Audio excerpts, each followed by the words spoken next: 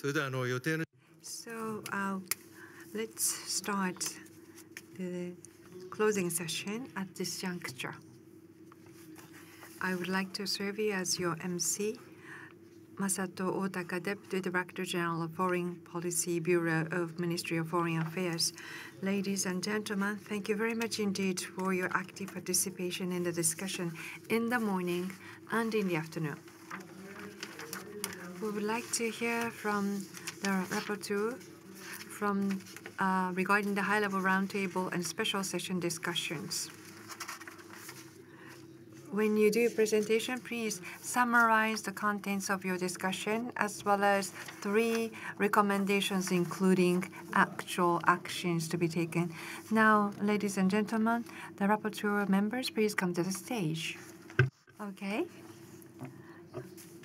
At each and every session, you should have a very active discussion, and the rapporteurs of each session had a hard time summarizing what we discussed. But we would like to hear from you about your results of the discussion, so we go by one by one. High level one, efforts to achieve SDGs for gender mainstreaming in enterprise session. Ms. Miwa Kato, Assistant Asia Pacific Region Director, UN Women, to give us report on H1 discussion, please. I'm sure with all other panels as well, but we had a very lively discussion. And I think it was very nice the way the panelists came from very different walks of life. So we had a couple of big CEOs with their actual experience of managing through changes. But we also had people from the international organizations supporting these changes, and also from the side of looking at the value of company from the market perspective. So it was a very nice mix of discussion that we had. Topics went to a lot of places, so we really tried hard to put 4 recommendations, but hopefully that makes sense to you. So if I can just read some of these recommendations and also give you a little bit of context of the discussion we had. So we basically identified 3 areas where we thought that change needs to happen within companies, because our session was focused on what can companies, private sector companies, do to attain SDGs, especially with reference to gender. So 3 things from the company's perspective. The first item relates to strong commitment to action led from the top, articulating concrete targets with timelines for change across all of companies' work to reflect the vision of diversity, this being very, very important. This includes taking positive action and temporary special measures in some particularly challenging areas to be implemented with political will of the top manager. So the first point is very much that, especially in reference to Japan's cultural and current context, but also in many other places in the world, we said it's absolutely necessary that there's a strong and express commitment from the top to say that this is not just welfare and doing something good for women with children, but that it is a business imperative, that it's a question of productivity, international competition, and also having a more resilient society where everybody's happy to live in and feel empowered to contribute what they can. So, and the first starting point of all this is with the top manager. And we also emphasize the importance of having concrete targets. So we don't just talk about general values of empowering women, diversity, but we also look at some agreeable time frame and some numerical targets. Some of us even said further to say that meeting of those targets should be a part of the performance appraisal of that manager as well. I also shared some examples from the UN itself, also coming with similar approach in order for us to meet the goal of 50% equality, gender parity by 2030, which is what SDGs Goal 5 is about. Second point is that it's not enough to have that just as a top-down commitment, which is associated with one person. It should be part of the bigger management culture, and also should be shared across the organization at every level. So the management's commitment to change needs to be shared across the organization, supported by various measures to promote diversity, anchored by mindset change. We talked a lot about the need to have the mindset change, that no matter how many smaller measures we take, if the people's mindset doesn't change at every level, it doesn't produce results. So we said unconscious biases, which includes, interestingly, the expressed lack of confidence by women in Japan, in particular, should be removed through various training and awareness-raising opportunities that should be provided for managers as well as staff, men and women. This should be, of course, combined. These training and awareness-raising to change the mindset should be combined with actual appointment of women to position of greater responsibility, where people can see the value and actual implementation of women's leadership. Third point, so we now first had the top-down management, the wider management and organization. But the third point we came to within looking at the changes in the organization is that we need to recognize that diversity is not just about gender. It is important to emphasize that reflecting diverse perspectives, including from different generations. We spend quite a lot of time talking about millennials and various younger generation, which I see nods down the panel as well, but that we should really look at an inclusive culture where people can express different opinions, have open debates, be not scared about challenging what is being done today. So we said to include different perspectives as a business imperative. I think this was the point that came up again and again, that it should be not seen as a welfare, rights-based, helping those in needs only perspective, but that this is important and indispensable for continued sustainability and growth of any business and any country as a whole. And then creating network among stakeholders beyond that company to make a broader coalition of change was also said to be very important. Engagement of women entrepreneurs and SDG-minded procurement was also expressed as something essential. In the interest of time, I just add one more point, which is the fourth point, which is that change in workplace, work style within companies need to be matched by changes at home and in the wider community, society that these work take place in. Both women and men should be able to contribute in varied ways to our common well-being, realizing their full potential, sharing common responsibilities, including unpaid care work. We spend a lot of time on this. And to create opportunities to share information on progress, best practices, and challenges. So sharing of information was said to be essential in order for us to be accountable to the goals of SDGs by 2030 to be realized, as well as making that everybody's goal, not just government and business leaders, but everybody feeling involved in attaining the seemingly unattainable goals specified in SDGs. Thank you very much.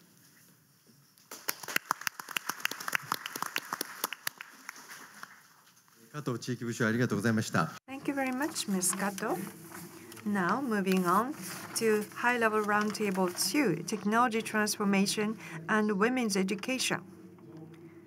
We have rapporteur, Ms. Iris Wieczorek, President Iris, International Relations in Science and Science Management, Inc. Please. Thank you very much for your introduction. This is my second time participating in WAW. This is a wonderful meeting, and I would like to congratulate you on the success. We have wonderful participants, so we are able to have a new discussion, new approach to this issue. So If you can continue WAW going forward, I would be very much happy. To English. And I think it's very important that we not only talk here, but we also give recommendations for action. So I think that's very unique here in WAW, that you have panels where you discuss various issues, but then the panel gives also recommendations for actions. And it would be a joy to see more and more actions to follow, and more people to be involved. So I'm happy to give a summary of our panel recommendations, but before doing this, I would like to thank our fantastic moderator, Akiko Nakajo from YouTube and Google Japan. And I would also like to thank our astonishing group of panelists, which this time included entrepreneurial leaders, leaders in companies and NGOs and in science. So we had a great group of panelists. And I also for sure want to thank all the participants who came to the panel, including quite a big group of female students this time from Bunkyo Gakuin Daigaku, Joshi Chuo Gakko. The junior high school of Bunkyo Gakuin University also participated. Sometimes it was more like a otonashi discussion. But they were kind of calm, but I think they enjoyed it. Into our recommendations. We have 3 main recommendations. The first one is educate influencers. So influencers, including governments, parents, medias, teachers, organizations, have to be educated, and they also have to educate and work together to be the promoters of gender-free opportunities for girls and women. So, and also, we have to make sure that all stakeholders are involved, not only women, but also men. So we discussed this kind of pink-blue backlash, which we now recognize again all over the world. Meaning, for example, we had one example from the UK that on a horse riding, or kids riding on a horse, so the girls wore pink safety jackets and the boys wore blue safety jackets.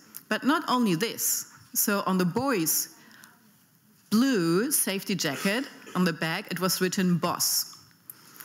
On the girls' pink safety jackets, it was written princess. So this is a kind of pink-blue backlash we see quite internationally. So in future, to avoid this kind of bias, also unconsciousness bias, we have very concrete recommendations. So recreation of education from early age on. So recreation children's storytelling books. So not only having boys as heroes or male heroes, but also not only having princesses, but also having female heroes in the storytelling books, showing young girls, okay, you can also be a hero, not only a princess. Then school textbooks, change them. Check university books. For example, in business education, there are only male business cases. So male going to business these business cases are only talking about males. So all these kind of things has to be changed in order that women can be also leaders and heroes. And governments can also take part in this initiative in order, if they take, oh, please end, I just started.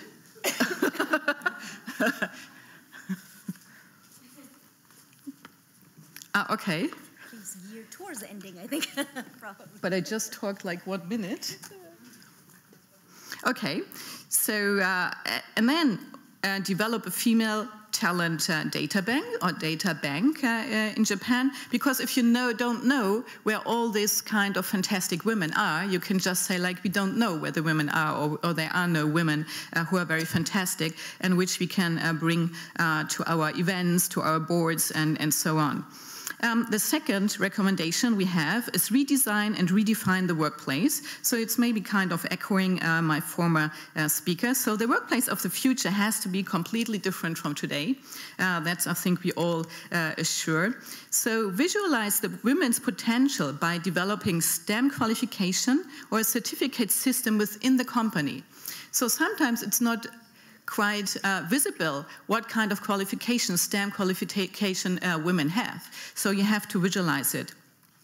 Clarification for job description to excel mobility, and reform in the work style for women and men is very essential. For example, if you have a description that you are allowed to take flexible working hours, then it's easier for women also to do so. And also one concrete example was to have gender equal opportunity creation for unbiased or neutral CVs and interviews. So in CVs, gender is written, age is written, you have a photo. And in many other countries, except Japan, this is no longer the case. So gender is not there, photos are not there, and also the age is not written there. Encourage also to improve informal networks among employees. And to have or to exchange best practices. And for sure, leaders must be at the front of this movement, of this initiative. So the third and the last, and it will be very brief and short, so lead in AI and robotics by differentiate views of women. So we need diversity, as you said. And as you also said, gender equality is a key driver of competitiveness, innovation, and productivity in today's world and in the future. So diversity is most important for innovation. And it was said the fourth industrial revolution is very democratic. So everybody can join. So it's open innovation, everybody can join. And this opens for women, for girls, new territory to take and to take advantage. If you start today, you can take new territory for yourself and to shine in the future. So work hard and take your opportunities and shine in the future is our final message. Thank you.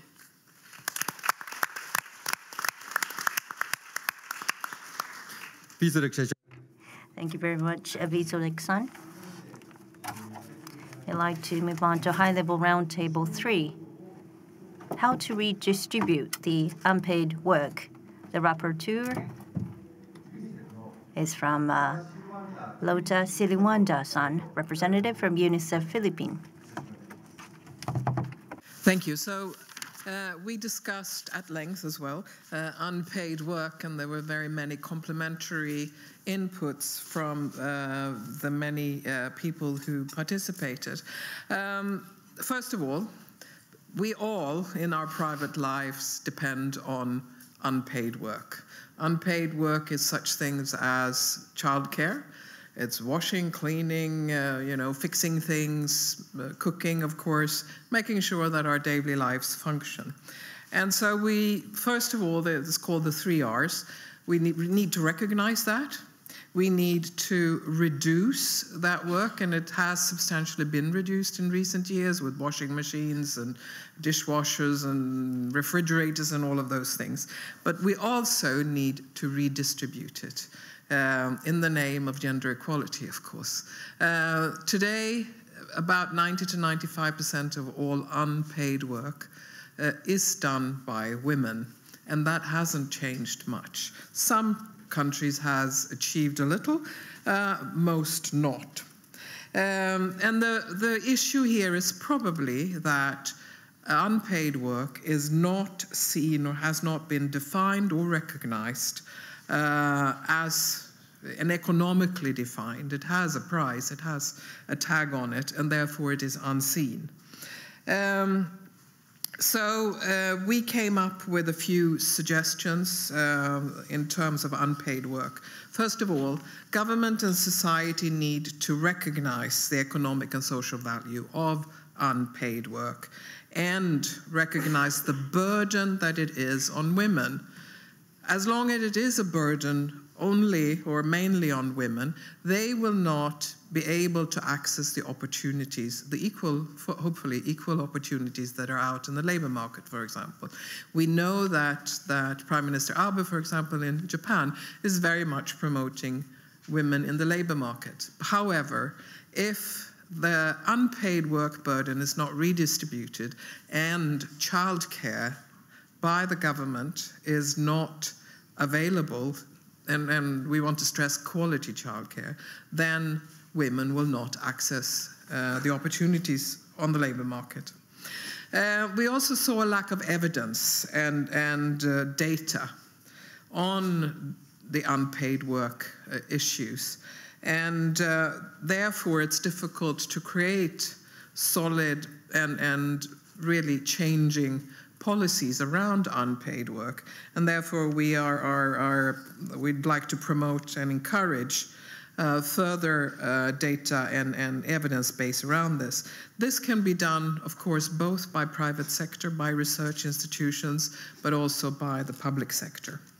And also looking into what does it mean, what does quality childcare mean? What's necessary for the children to provide this sense of security for women to actually move into the labor market? What is perpetuating the unpaid work sort of cycle is, of course, the social norms, the perceptions of women's and men's roles in society. And they're different all over the world, but they seem to very much come together when it comes to unpaid work and the expectation that women do most of it. And so that needs to change, and we need to change address the gender-based division of work and responsibility, especially in the home. And we can do that through legislation. For example, there are countries that have legislation that obligates the government to provide daycare, quality daycare to children.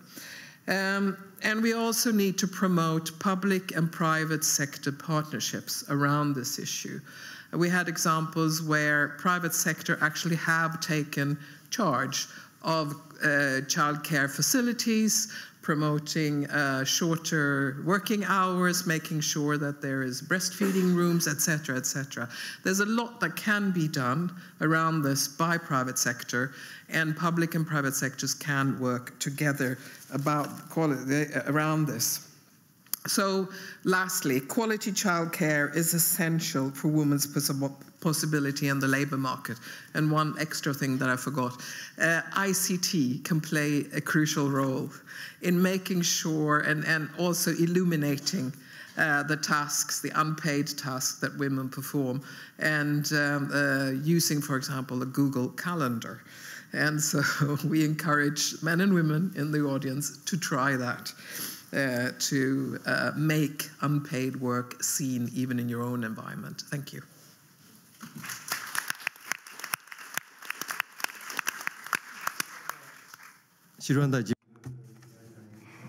Thank you very much, Sylwander-san. Next, we'd like to move on to high-level roundtable 4, Women, Peace and Security, Closing the Policy and Implementation Gaps. So we'd like to call upon Boris Michel-san, a Regional Director for Asia and the Pacific at International Committee of the Red Cross. Very honored to be the rapporteur for this panel on women, peace and security, which is based on the agenda on the resolution 1325 of the United Nations. It's an important topic. It's a topic that keeps us very busy nowadays. Conflict, violence is going on nearly everywhere on the planet, and this is an important moment. The moderator was Yoriko Meguro. She did a very good stimulation, and I would like to thank her. It's a big responsibility to speak on behalf of other panelists, but I'm very happy as a man to be able also to carry some messages and recommendations on behalf of what should be done to better protect women, girls, and to carry the agenda of the women, peace and security. The panelists were representing diverse perspectives, diverse capacities and backgrounds from international organizations, very high-level UN representative from the ICRC, from academia with legal and sociologic backgrounds, NGOs, civil society. All this to say that lots of people are participating in this reflection. They came with a deep knowledge, and some of them also are in charge of evaluating the national action plan in Japan, and it's important that we come with recommendations. So we took stock of a number of progresses that are taking place in this domain, but also a number of improvements that are badly needed, notably the fact that there are a lot of norms, lots of frameworks, legal frameworks, conventions, resolutions that are existing. The problem is that they are not implemented. So there is no need for additional legislations and resolutions. Just please encourage states and other actors to implement their obligation. There is still too much impunity around the world. There is still too much stigma also against victims of sexual violence, for example. There is a need for a change. There is a need also for a further change of mindset. Mindset is important. It echoes a number of reflections so far. There is a need for better awareness, dissemination of existing frameworks, and there is a need for more women participation for a better success. We identified also a need for better data collection. What is also always crucially missing is precise data collection and analysis. Without this, it's difficult then to measure progresses and reach accountability. And finally, we also touched upon, for example, the need to connect all these global agendas, because there are a lot of things going globally, to the national and local realities and actors, including civil society, who are the primary actors of progress, and local communities. This is just to introduce, so now we wrote down a few recommendations which we tried to render as practical as possible. The first one, number one, is to raise awareness on understanding and ownership of what women, peace and security agenda means to all stakeholders at national, local and community level, with cost and benefit explanations. It's important to explain what it takes to progress. Use data and analysis, good and bad practices, lessons learned, and use media and social network for raising awareness. Media should not reinforce gender stereotypes, but rather show diverse roles and potentials for women and girls. Number two, it's important, it seems obvious, but it's still a reality. It's important to set clear targets, time frame, and responsibility by all stakeholders to implement existing norms and framework in order to narrow the implementation gap.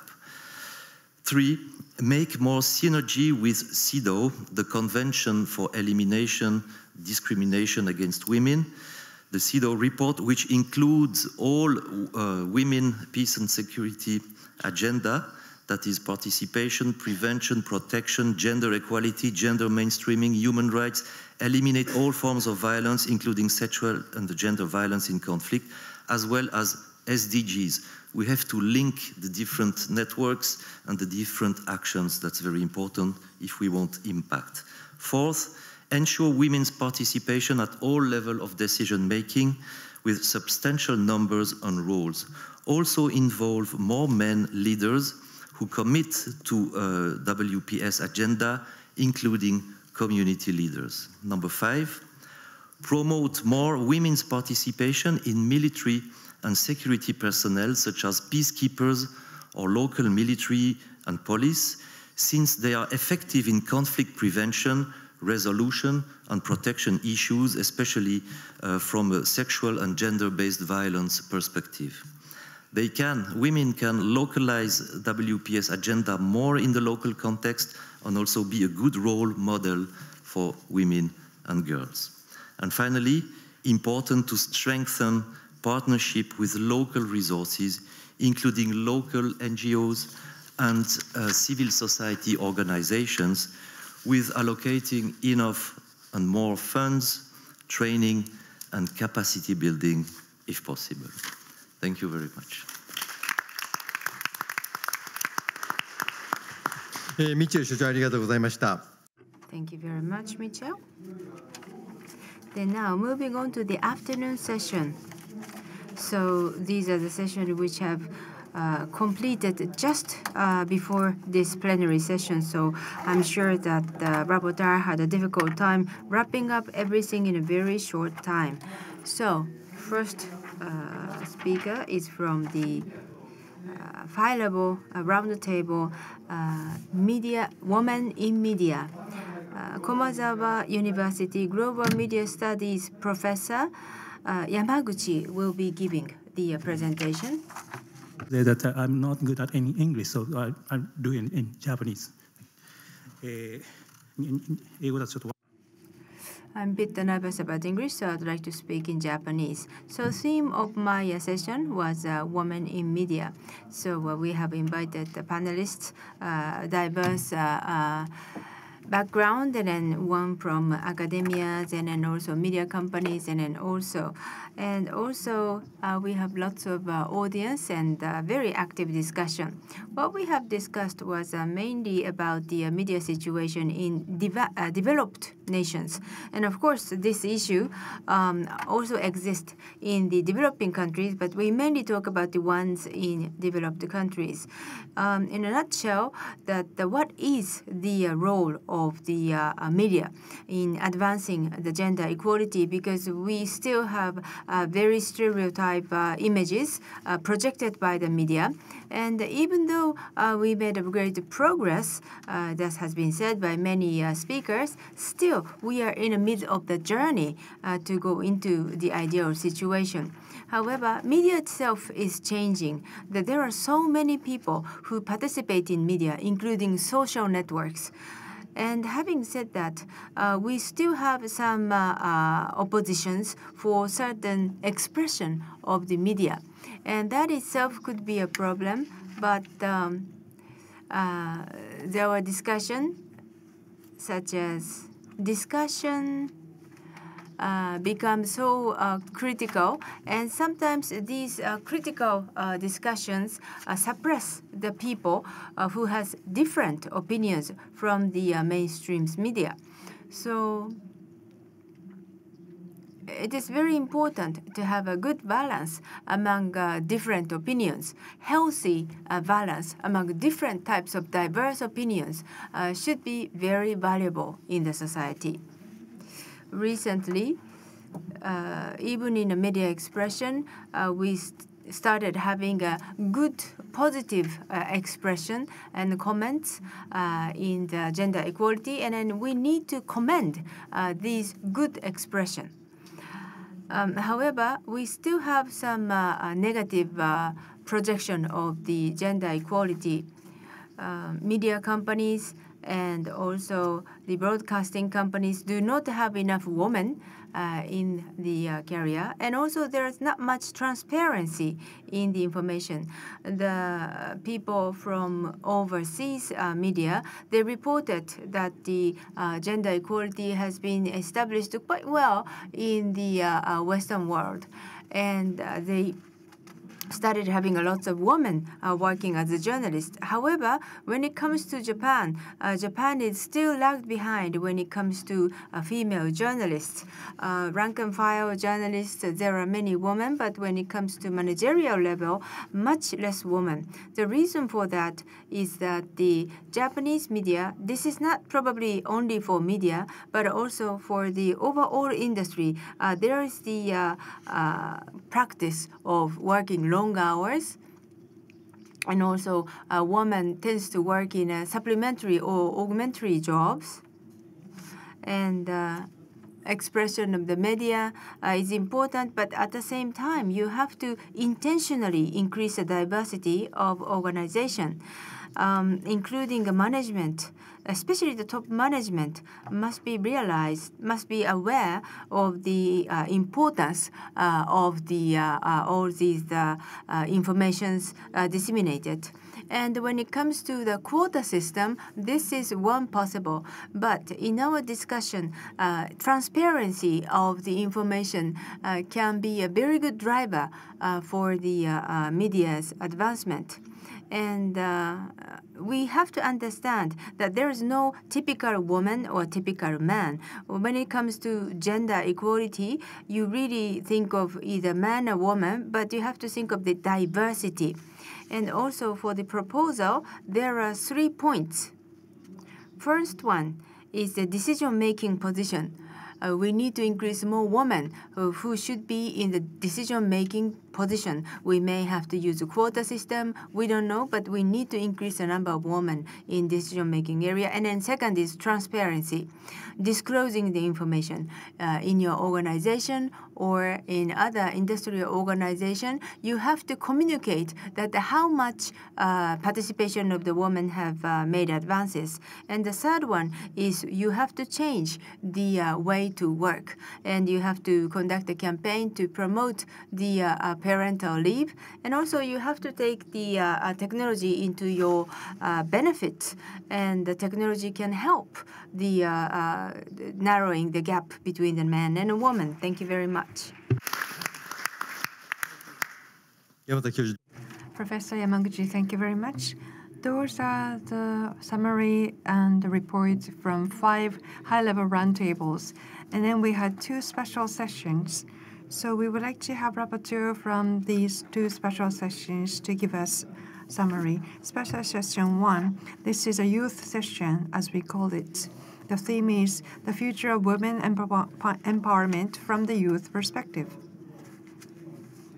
From the setting of the themes all the way to the work to be done at special session, we left everything up to the youth. Rapporteurs, there are 2 members. One is Kosuke Furui, Mr. Potato Head, and also Kaoru Yokono, head of the Japanese delegation at G7 Youth Summit 2016. So please go ahead.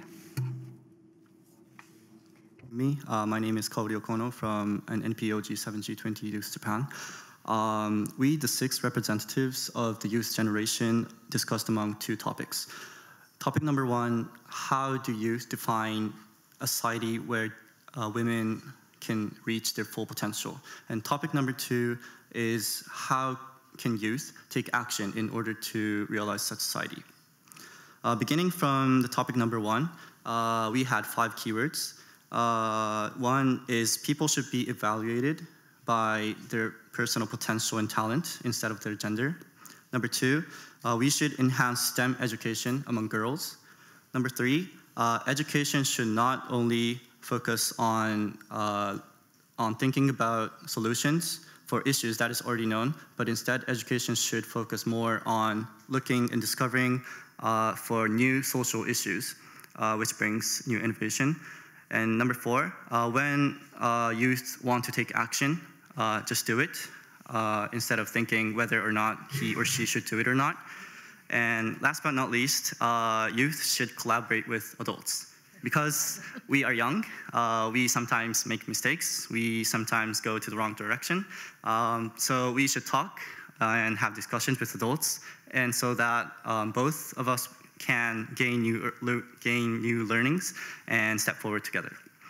Now I want to pass the mic to Mr. Furui for the second topic. Thank you very much. So Yokono-san mentioned these 5 different points. So I would like to talk in much more concrete that how are we promoting this agenda in our youth activities. Sometimes we hold the event for G7s or some career path training for the female college students, but we made sure that there are 3 elements that we have to make sure they are conducted.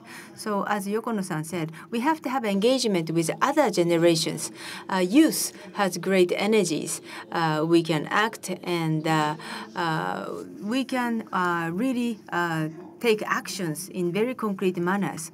But we should not just do by ourselves. We have to learn about the tradition, so we have to engage with other generations. Second is that our sense of value and the people in the senior generation have a different sense of value. So what we believe or what we think is good is we should do it by ourselves. And we show our model cases. This is a new model. This is a new way of doing it. And then this is a new way of working. And maybe this is a new way of media. So please let us do something new by ourselves. Then after that, the senior generation can follow. If we can be successful, then we can make rules for the society. That is the thing that we want to really challenge. The third is that in a day-to-day lives, that the society is changing continuously. We have to really voice our opinions. We have to make teams, and also we have to make sure that we can show the cases. So in the same generation, we have to raise empathy among the people, like show the cases, like we can change things like this. So we can bring about the changes in the mindset by showing the actions. So these three are the points, and we felt like it was a starting point. So maybe next year we feel like the women have changed for just the last 1 year, and that is the ideal that we have, and we really want to make sure that we pledged that we will take action towards that goal. Yokono-san and Furui-san, thank you very much for your presentation. Now let's move on to the not necessarily be youth, but we had another special session too, gender equality and promoting resilience on natural hazard. That was a topic for S2. Experts and non-experts had a discussion on this topic. We have rapporteur representing the Federation of International Federation of Red Cross and Red Crescent Societies. We have Miss Pan to speak to us. How can I cope, catching up with a presentation of very dynamic, animated, young leaders beside me?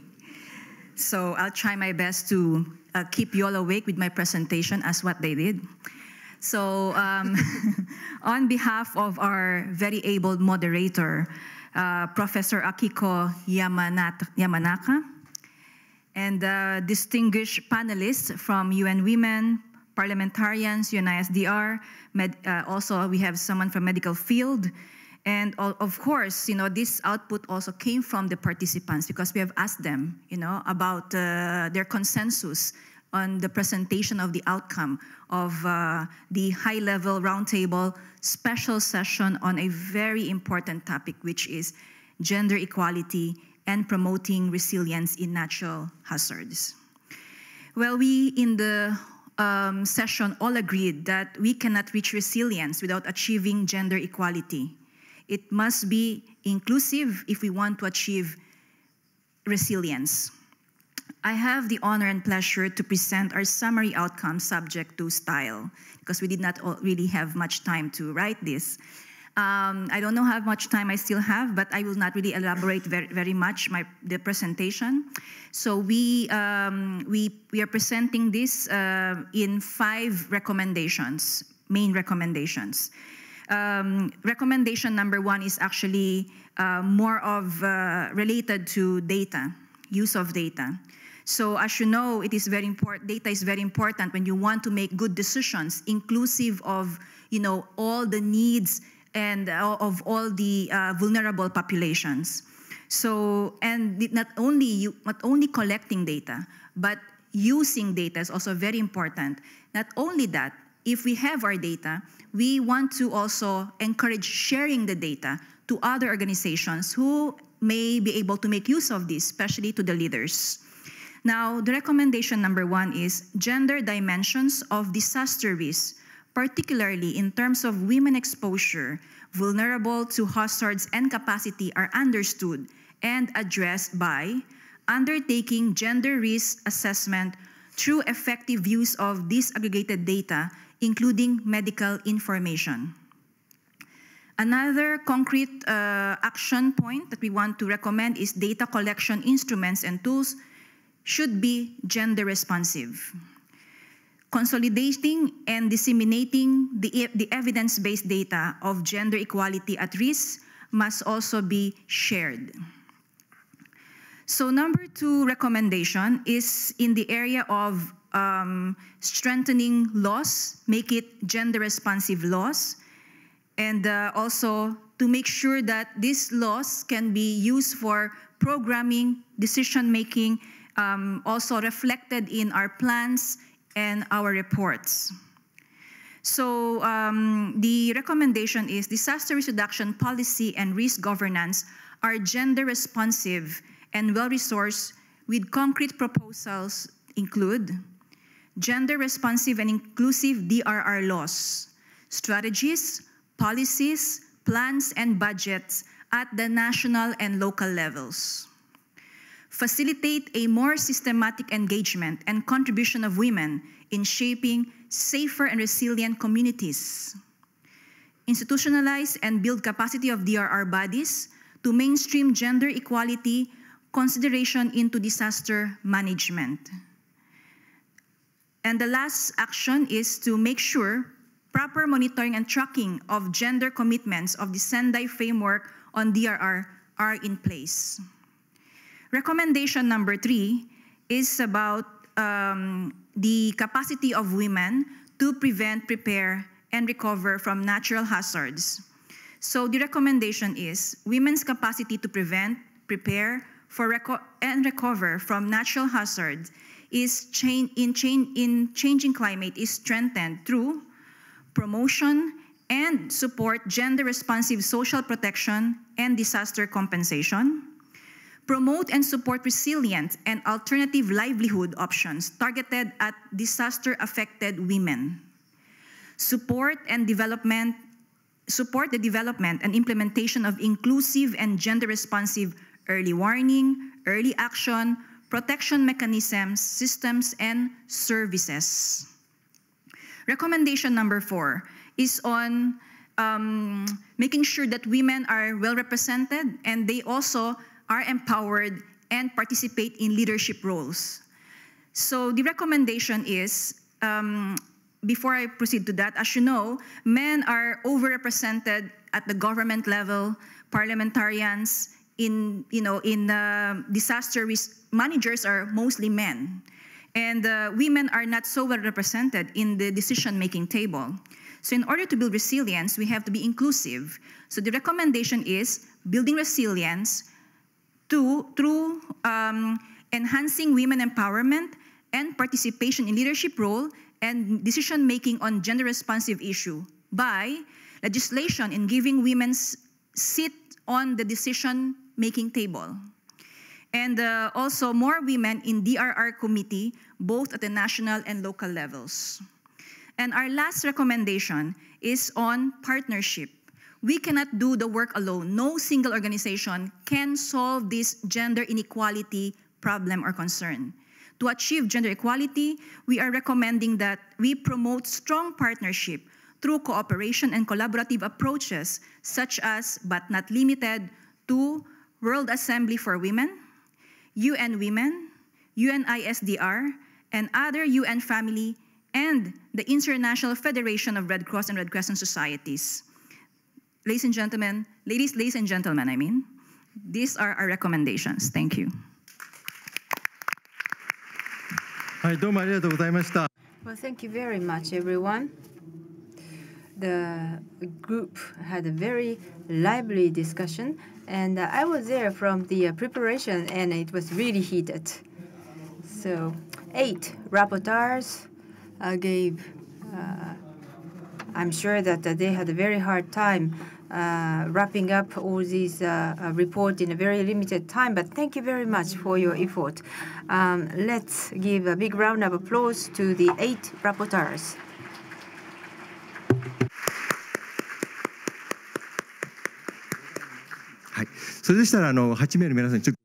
Well, thank you very much. Now you can proceed down to the stage, and to have a closing session, we have to change around the stage. This program, you probably noticed that the many high schoolers are here in the audience. 5 different high schools students are here. Urawa Daiichi Girls School and Kumagaya Girls School and Koshikawa High School, Toyama High School, Bunkyo Gakuin High School. So students from these 5 different high schools are here. The high schoolers participate in this type of symposium, which are very critical, not just for Japanese society, but also the world. So please stand up so that we can recognize the high schoolers. Don't be shy, just stand up. Please support them with a great round of applause. They also ask very good questions, and thank you. Take your seats. And of course, some of the topics were a bit difficult for you, but if you have any questions, just ask me. Anyone at the Ministry of Foreign Affairs, just don't leave your questions as they are. Just ask questions simply if you don't understand when you go home. Now stage is set. Next is to invite Minister of Internal Affairs and Communications, and also Minister in charge of Women's Empowerment, Ms. Seiko Noda. Please take the floor.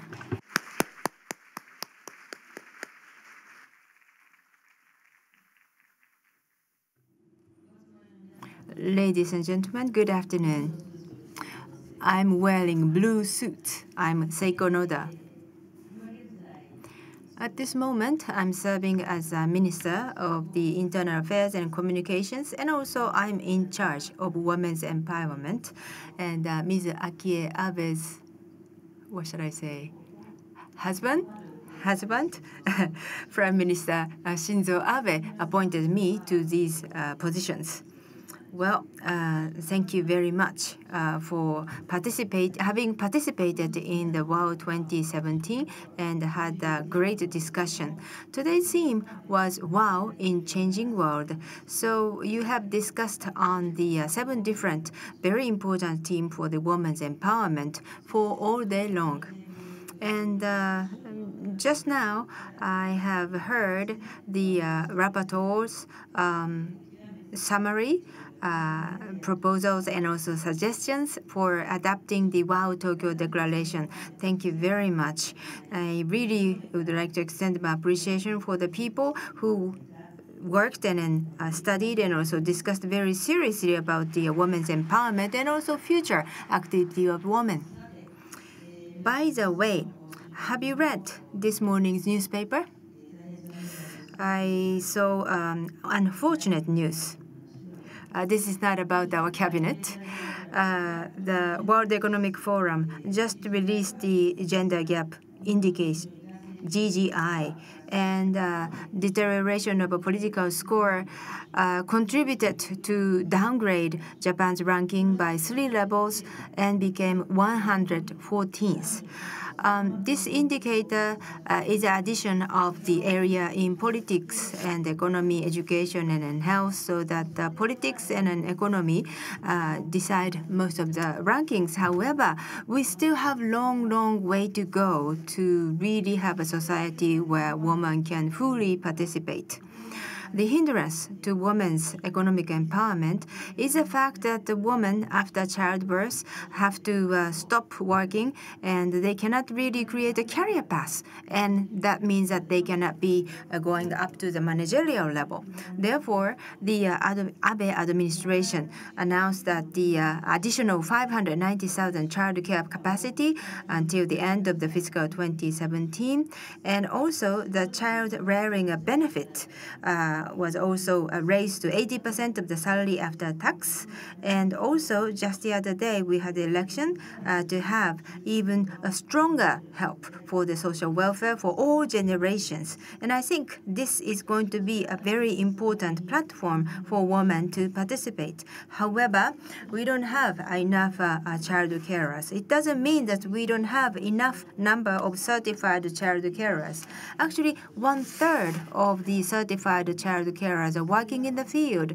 That is the program of the treatment.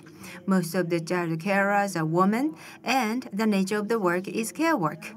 the women's work, care workers' work, the social evaluation for these works is a problem. And I think the improvement of the treatment of those women are the core of the problem and also symbol of the women's empowerment. The Prime Minister Abe often say Abenomics is a womanomics. The many indicators shows a great achievement for last 4 years for economic empowerment of women. Last 4 years increased 1.7 million laborers, and among them 1.5 million were women. And thanks to the increase of the child care capacity and also the act on promotion of women's participation and an advancement in the workplace made the situation much better. The act mandates government, local autonomies, and a large corporation to understand the situation of the recruitment and the promotion of women in their organization and announce them as the numbers and also announce the action plan. And these are very useful for the woman to select different options. This is a transparency visualization.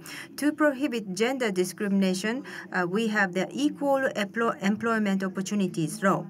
However, the act on promotion of women's participation is to provide more opportunities, calls for positive actions, so that this brings the policy to the next level.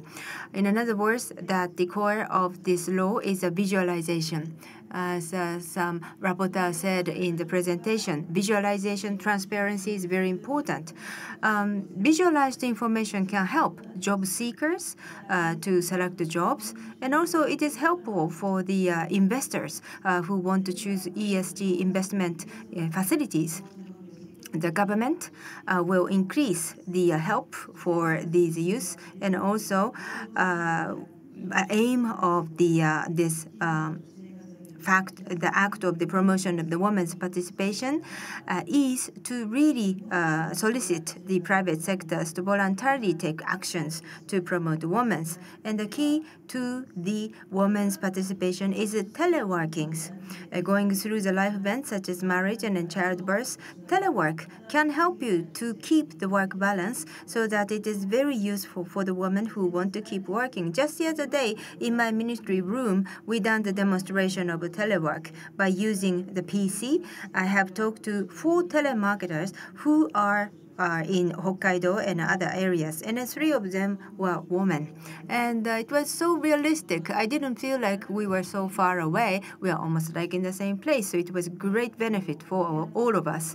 And for your information, I personally think that when I was giving a birth to my son, I had to be hospitalized almost for a few months, and I was bedridden. Still, I was a professional, so I used a laptop.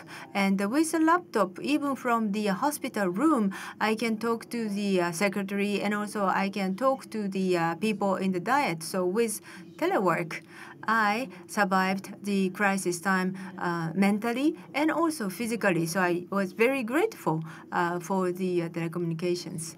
So if I couldn't work, I don't think I could be a minister like this and cannot be talking to you like this. And just recently, we had the general elections, and my boss is Shinzo Abe, and he made me work very hard, and I couldn't really go back to my district. But thanks to the teleworking with smartphone, I could send the all-out mail to my subordinates, and also with the social network, I've been watching what's taking place in my district, so that it was very useful for me. I felt a peace of mind by having the technologies, and I was helping other people to win. 12 days before the general elections, and only 4 hours and a half I was at my own district. But because of the telework technology, I instructed my secretaries and also with my peers.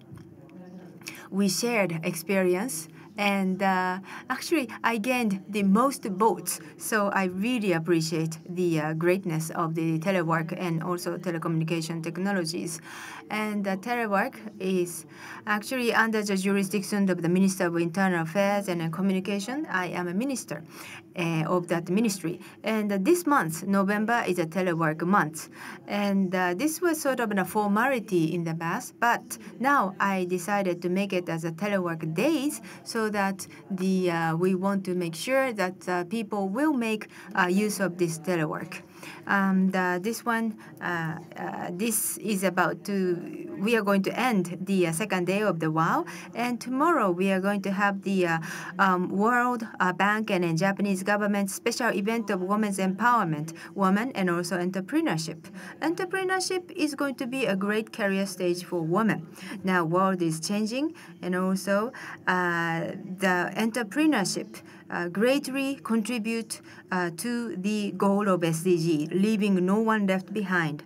The government of Japan will support the event, and also CEO of the World Bank, the Christina Georgieva, and also the WIFI Fund Initiative, which Ivanka Trump, the advisor to the U.S. president, have contributed for the creation of it, will be talking to us tomorrow. And then tomorrow, the last day, based on the discussion that we had for last 2 days, we are going to adopt the WAW Tokyo Declaration. In the conclusion, I pray that the WAW Tokyo Declaration will be a guideline to realize a society in which all women shine as a solid value in the ever-changing world. And that's the end of my speech. Thank you very much. Thank you very much, Minister Noda. Thank you indeed. Now, ladies and gentlemen, this has been a very long day, but thank you very much for joining us till the end. Thank you very much for a wonderful presentation and summary by all the rapporteurs, and also remarks by Minister Noda. With this, we'd like to conclude the second day of WAW 2017. Thank you all very much. But, please wait until Mrs. Abe and Ms. Noda leaves the room. Please stay in your seats. Thank you very much. And tomorrow, we have a special event for WAW that will start at 8:30. Please do not make mistake. ということで、また明日もよろしくお願いします。どうもありがとうございました。